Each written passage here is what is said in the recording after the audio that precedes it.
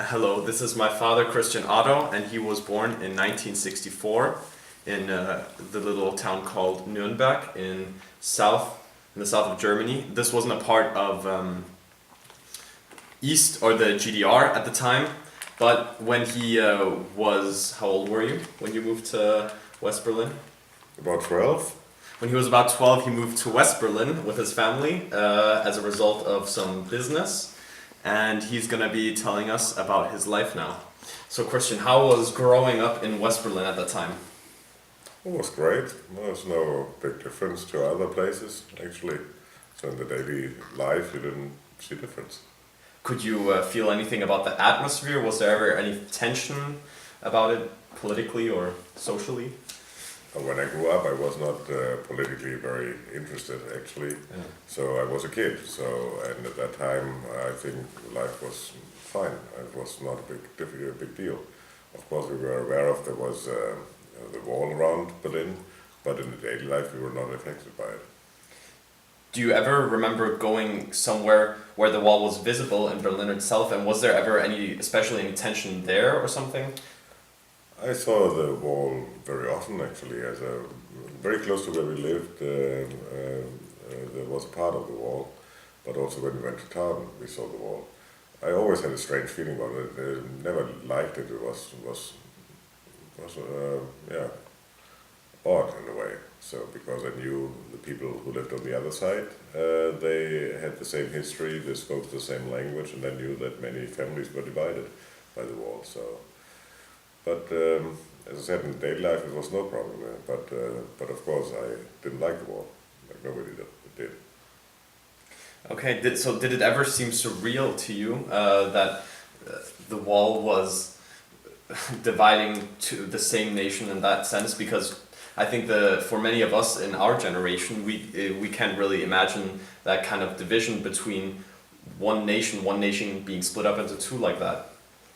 Of course it was surreal. As I told you before, it was knowing that the wall divided one people with the same history, with the same language, even the same families that were divided.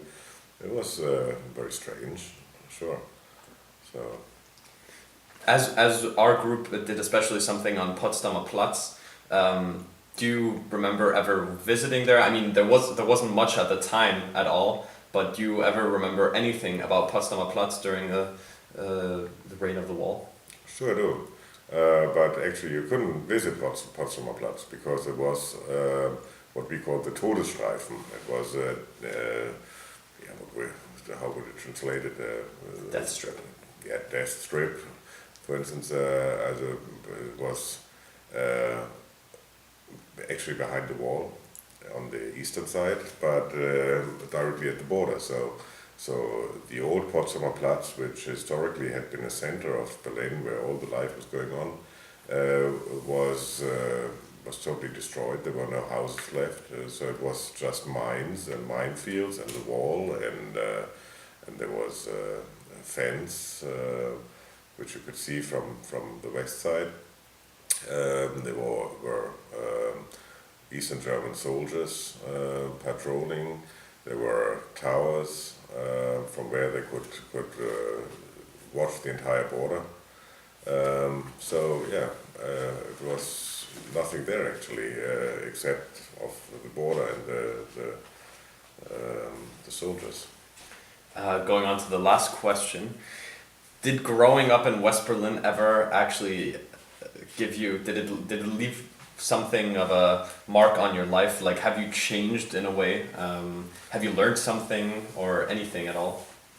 I don't think I've changed, but if I've learned something, of course. Historically, you